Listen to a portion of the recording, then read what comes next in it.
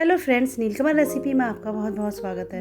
हमारे घर में इतना बेकार सामान पड़ा रहता है जिसको हम बेकार समझकर फेंक देते हैं, लेकिन वो हमारे कभी कभी बहुत काम में आता है। तो मैं इस वीडियो के ज़रिए आपको दिखाऊंगी कि आप अपने बेकार पड़े सामान का इस्तेमाल करके आप अपने घर में बहुत ही अधिक सुंदर चीज़ों का इस्तेमाल कर सकते हैं। तो चलिए अपनी वीडियो की तरफ चलती हूँ, लेकिन अगर आप मेरे चैनल पर नए हैं तो सबसे पहले मेरे चैनल को आप सब्सक्राइब कीजिएगा। तो चलिए अपनी वीडियो की तरफ चलते हैं। तो ये है मेरा पुराना मूड़ा। ये कम से कम 10 से 15 साल पुराना मूड़ा है और बिल्कुल टूट चुका है। इसकी कंडीशन ऐसी नहीं है कि इस पर बैठा जाए, क्योंकि जैसे हम बैठेंगे ये एकदम टूट जाएगा।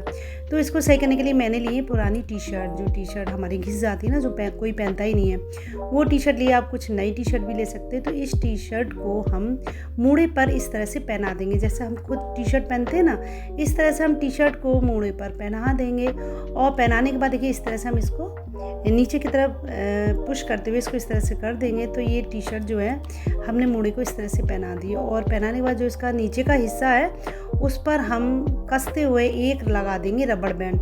रबड़ बैंड हम इसलिए लगाएंगे जिससे कि जो टी शर्ट है हमारी ऊपर की तरफ खिसके नहीं। तो देखिए रबड़ बैंड लगाने से एकदम ये जो टी शर्ट है मूड़े पर एकदम टाइट हो गई है। तो मूड़े पर टी शर्ट लगाने के बाद इसको हम सीधा करेंगे, और सीधा करने के बाद जो इसका ऊपर का हिस्सा है टी शर्ट का, तो उस पर आप चाहे तो धागे से सिल लीजिए, सुई धागे से, और चाहे तो आप उसमें एक सेफ्टी पिन लगा दीजिए। तो मैंने इस तरह से ऊपर का जो हिस्सा है इसको फोल्ड करते हुए और इसमें मैंने एक पिन लगा दी है। आप चाहे तो इसमें सुई धागे से इसको लगा सकते हैं। तो पिन लगाने के बाद देखिए ये हमारा बहुत अच्छी कंडीशन में मूड़ा हो गया। इस पर आप आराम से बैठ सकते हैं, कोई भी वजनदार चीज़ आप इस पर रख सकती हैं। और देखिए इसके बाद मैंने एक पुरानी डोरी थी मेरे पास सूट की पड़ी हुई, उस डोरी से मैं इसकी जो कमर की साइड है उस पर इस तरह से बांध दूँगी। तो जो मूड़ा है ना हमारा एकदम इतना सुंदर लगने लगेगा कि एकदम हमने नया मूड़ा बाजार से ख़रीदा है। तो देखिए इस तरह से मैंने इसमें एक डोरी बांध दी है। और डोरी बांधने के बाद ये हमारा जो ऊपर का हिस्सा है इस पर हम एक कुशन रख देंगे बैठने के लिए। तो देखिए हमारा जो मूड़ा है इतनी अच्छी कंडीशन में हो गया कि ये 10-15 साल पुराना है, लेकिन ये अब 10-15 साल और चलेगा। इस पर चाहे मोटा आदमी बैठ जाए चाहे पतला, ये बिल्कुल भी नहीं टूटेगा। तो इस तरह से आपके जो बेकार मूड़े हो गए हैं, जिनको आप फेंकने की सोच रहे हैं और जिनकी प्लास्टिक बिल्कुल गल गई है, वो मूड़े भी बहुत अच्छी कंडीशन में हो जाएंगे। तो इस तरह से आप इनको बनाकर इसमें और भी कुछ सामान लगा सकती हैं, जैसे सजावट का जो भी आपके पास पड़ा हो। तो इस तरह से ये मूड़े ऐसे हो जाएंगे कि आप इनको ड्राइंग रूम में भी रख सकती हैं, इस पर आप बैठ भी सकती हैं, कोई सामान भी रख सकती हैं। ये बहुत खूबसूरत हो गए हैं। तो अब की आप जब भी मूड़े को फेंकें मेरी ये वीडियो ज़रूर देखें।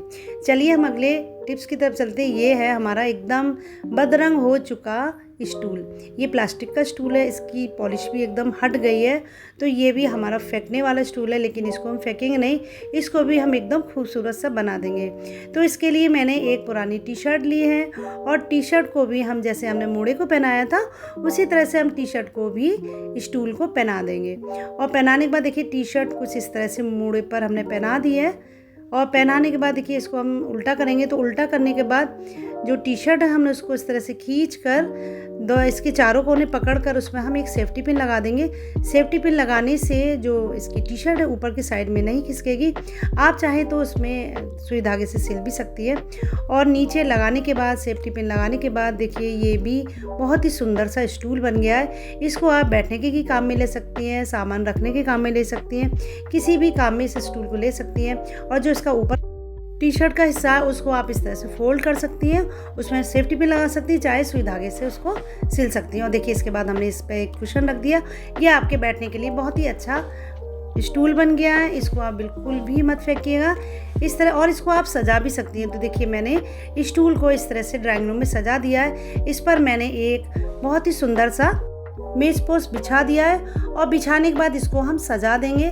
तो सजाने के लिए इसके ऊपर हम फ्लावर पॉट लगा देंगे। तो देखिए कितनी सुंदर सा ये स्टूल हो गया है और बहुत ही खूबसूरत लग रहा है। तो इस तरह से आपका जो भी स्टूल पुराना हो जाए आप उसको इस तरह से दोबारा सजा सकती हैं। तो देखिए कितना सुंदर सा फ्लावर पॉट लगा है। तो ये एकदम इसकी स्टूल की खूबसूरती बढ़ गई और इस तरह से आपका पुराना जो स्टूल है एकदम नया लगने लगा।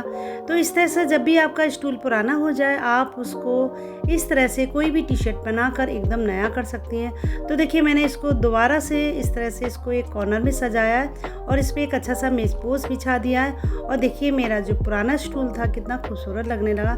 तो ये टिप्स आप ज़रूर आजमाइएगा।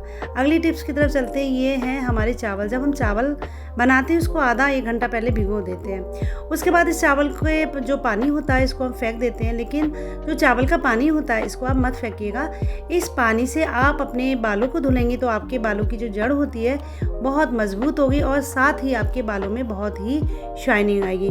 तो जब भी आप चावल भिगोएं, चावल के पानी को आप बिल्कुल भी नहीं फेंकें। इसको आप पेड़ों में भी डाल सकते हैं, पेड़ों की ग्रोथ अच्छी होगी, साथ ही आपके बाल एकदम शाइनिंग वाले हो जाएंगे। मेरी अगली टिप्स है, ये हमारी बर्तनों की टोकरी। जब हम बर्तन धुलते हैं, बर्तन भर के रखते हैं तो बर्तनों में से पानी टपकता रहता है। हमारा जो स्लिप का नीचे का जो फर्श है किचन का एकदम गंदा हो जाता है, गीला गीला रहने लगता है। तो इसके लिए आप कोई भी पुराना कपड़ा ले लीजिए या पुराना टॉवल ले लीजिए और टोकरी के चारों तरफ इस तरह से आप उसको लगा देंगी तो आपका जो पानी इसमें टोकरी में से निकलता है वो बिल्कुल भी नीचे नहीं गिरेगा, आपका फर्श एकदम साफ़ सुथरा रहेगा। तो जब भी आप अपने बर्तनों को मांजा करें और उसको धुला करें तो टोकरी में इस तरह से एक नीचे की साइड में कपड़ा लगा दीजिए तो आपका पानी बिल्कुल भी गिरेगा नहीं और आपका फर्श एकदम साफ़ सुथरा बना रहेगा।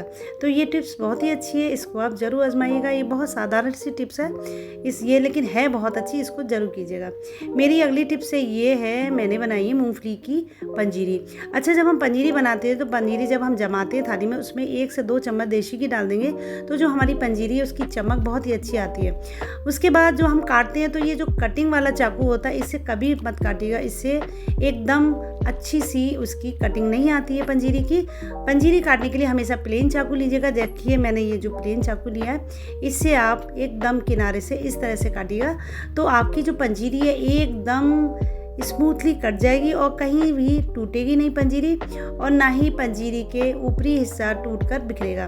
तो देखिए मैंने चाकू से इस तरह से काटा है। अब देखिए मैं आपको कटिंग वाले चाकू से काटूंगी तो इससे पंजीरी एकदम बेकार सी कटेगी और साथ ही इसकी किनारियाँ बिल्कुल टूट जाएंगी। तो देखिए मैंने इससे काटा है तो इसकी जो किनारियाँ एकदम सही नहीं आई, एकदम रफ किनारियाँ आई हैं। तो आप जब भी अपनी पंजीरी को काटें एकदम प्लेन चाकू से काटें, आपकी बहुत ही अच्छी सी पंजीरी कटेगी। तो देखिए मैंने इस तरह से अपनी पूरी पंजीरी इसी प्लेन चाकू से काटी। तो आप कभी भी पंजीरी काटने के लिए हमेशा प्लेन चाकू का इस्तेमाल कीजिएगा। अब पंजीरी मेरी कट गया हुआ है, उसको निकालने की समस्या। जब हम उसको निकालते हैं तो बोट टूट जाती है, तो निकालने के लिए हमेशा आप किनारे का इस्तेमाल कीजिए। तो देखिए मैंने सबसे पहले किनारे से पंजीरी को निकाला है, क्योंकि कभी कभी बीच से लोग निकालते हैं तो पंजीरी जो होती है टूटने लगती है। तो किनारे से इस तरह से थोड़ा सा हम कटिंग करेंगे। उसके बाद एक पहले छोटा सा पीस किनारे से निकालेंगे और निकालने के बाद हम अपनी पंजीरी को निकालेंगे तो हमारी एक भी पंजीरी टूटेगी नहीं। तो इस तरह से आप किनारे से पंजीरी को निकालिए। देखिए कितने अच्छे तरीके से ये पंजीरी निकली। तो जब भी आप अपनी पंजीरी बनाएं, किसी की भी बनाएं, मूंगफली की बनाएं या किसी की भी आप पंजीरी बनाएं, इस तरह से उसको कटिंग कीजिएगा। आपकी पंजीरी एकदम बहुत ही अच्छी बनेगी और बहुत ही खूबसूरत दिखेगी। तो पंजीरी ऐसी होनी चाहिए ना कि देखते ही खाने का मन करे।